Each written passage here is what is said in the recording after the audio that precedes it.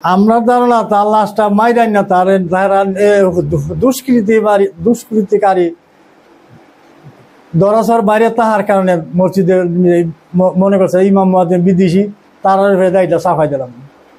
আসলে তো ইমাম মুয়াজ্জিন আমরা এই মসজিদে যে কোনো ইমাম মুয়াজ্জিন নিয়োগ করুক, তার অনেক যাচাই বাছাই করা হয়। প্রায় 2.5 বছর হয়ে গেছে ইমামের বয়সী মসজিদে নামাজ পড়াইতেছে। আমরা দিহি নাই কোনো দিন ইমাম মুয়াজ্জিন রাস্তাতে চলাফেরার সময় ডাইনে বামে চাইতে।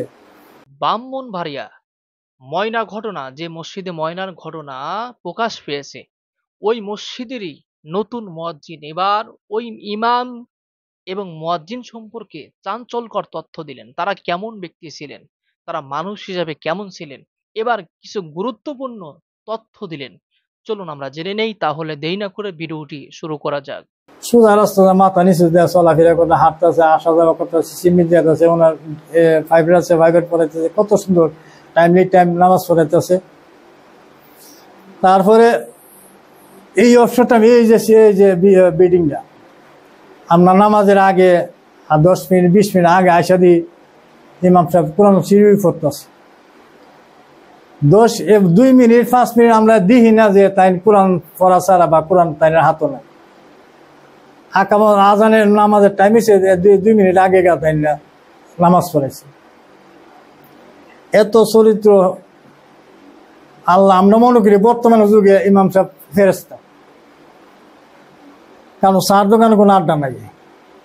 তাইনের নামাজ পড়ান, কোরআন শরীফ পড়ুন, তাইনের ডিউটি আমরা দেখছি। এটা কিছু ডিউটি আছে, টিও করছে, টিউশনি করছে কিছু, এর ভিতরে অন্য কোনো কথাবার্তা ওনার মুখ আমরা শুনি না।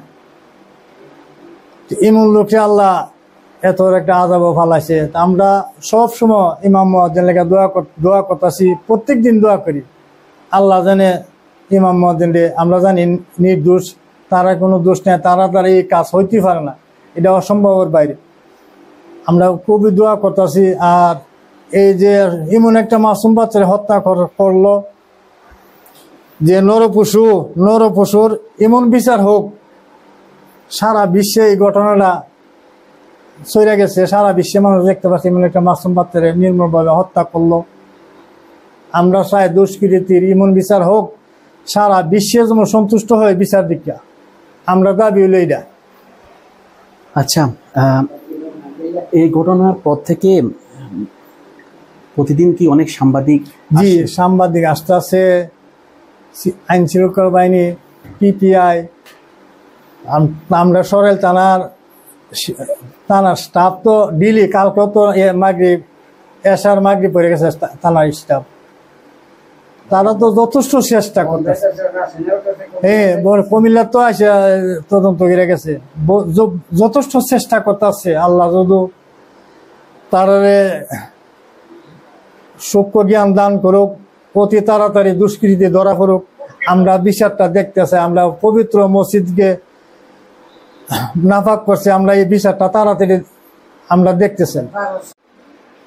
মসজিদের নিচতলা থেকে দোতলায় কিভাবে লাশ গেল, আপনার কাছে কি মনে হয়? আর জীবনে এরকম শুনছেন ঘটনা? না, এই ধরনের এমন ঘটনা, এমন দুর্ঘটনা আমি না, সারা বাংলাদেশের মানুষ এটা কল্পনা করতে পারবো না। এইভাবে দুর্ঘটনা কিভাবে ঘটাইলো, এটা একটা অলৌকিক ঘটনা। কেমন নরপশু মসজিদরা পবিত্র স্থানে যাই না, আমরা মসজিদ নাপাক করলো, আমরা খুব দুঃখিত। আমরা আকসা যে জায়গার মেঝে আমরা মসজিদে নামাজ পড়ি, আল্লাহর বই পিরা নামাজ পড়ি, আবাদত করি, আমরা পবিত্র স্থান, এই পবিত্র স্থানের মেঝে হিন্দুরা এই মসজিদ দেখলে হিন্দুরা ভক্তি করে।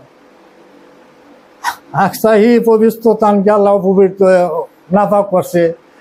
আমরা শীঘ্রই বিচার চাই, আইন শৃঙ্খলা বাহিনীর আরো তারা সূক্ষ্মভাবে তদন্ত করুক, তাড়াতাড়ি যত তাড়াতাড়ি এই বিচার সমাধান করতে সব জাতি আমরা খুশি। আমরা কলঙ্কি, আকসা কলঙ্কি, আমরা মসজিদ কলঙ্কি, আমরা এই মর্মাহত এই দুর্ঘটনায়।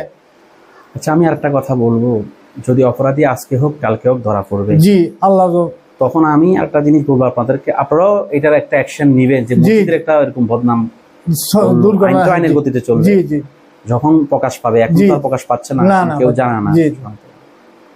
সোশ্যাল মিডিয়ায় বিভিন্ন কথা চলছে, এগুলো নিয়ে কি বলবেন? বিভিন্ন ধরনের মন্তব্য করতেছে অনেকে।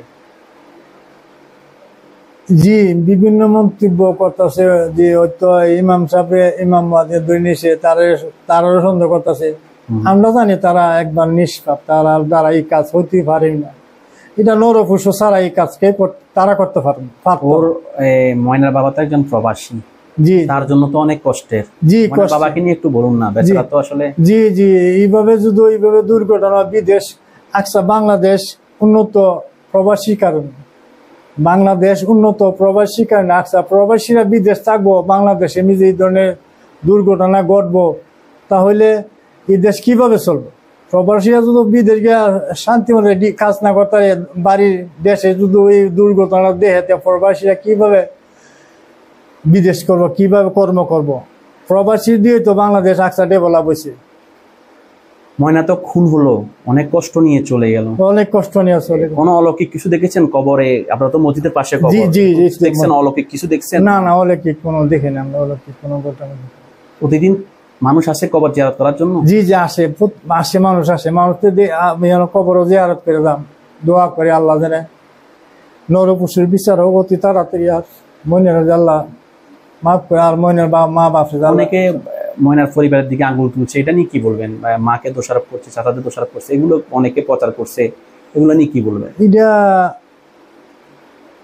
আমরা এই এলাকাতে পড়েছি, এমন কোন দুর্ঘটনা ঘটে না বা শুনিও না যে তারা দ্বারাই কাম হতে পারে। আসলে এটা একটা রহস্য, এটা একটা রহস্য। জি, এটা একটা রহস্য।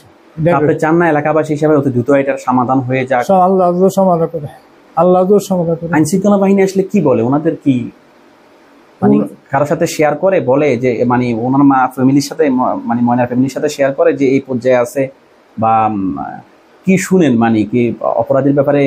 আপনারা তো আর আমাদের সাথে তো আর কথা বলবেন না, আপনি কি বুঝেন এটা সহসা সমাধান হবে? বা আজকে তো 8-9 দিন হয়ে গেল। জি জি, না আচ্ছা রবিবার তো, হ্যাঁ আচ্ছা 8 দিন, এই রবিবারে আল্লাহ পাওয়া গেছে যে 8 দিন আছে।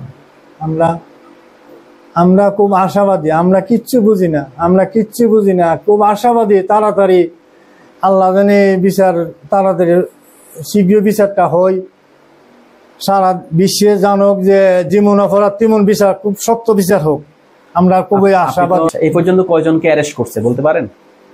এই পর্যন্ত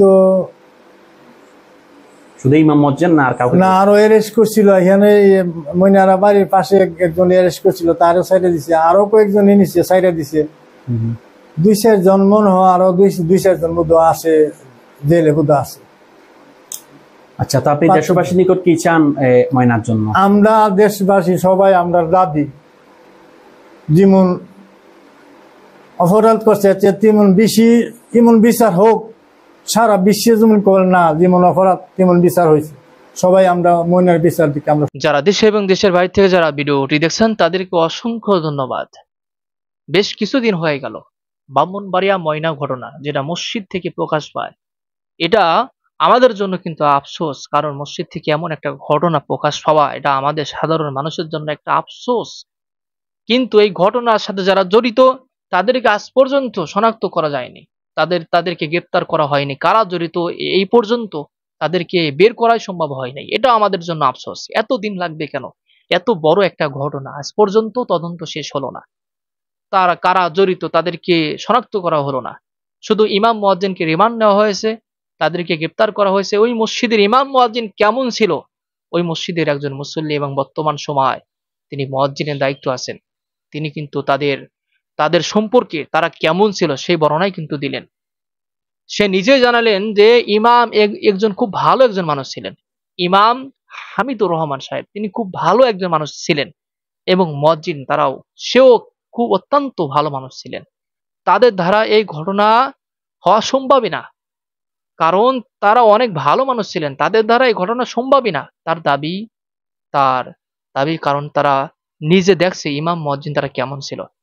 তার দাবি তারা ইমাম এবং মুয়াজ্জিন রাস্তাতেও বের হতো, যদি কোথাও যাইতো তাহলে নিচের দিক তাকায় যাইতো, কোনো দিকে আশপাশে তাকাতো না, আর এমনকি সবসময় কোরআন তেলাওয়াত এবং ভালো কাজ করতো। কখনোই তারা এমন কাজ করতেই পারে না। ওই মসজিদের মুসল্লি এবং বর্তমান সময় মুয়াজ্জিন কিন্তু এটাই দাবি।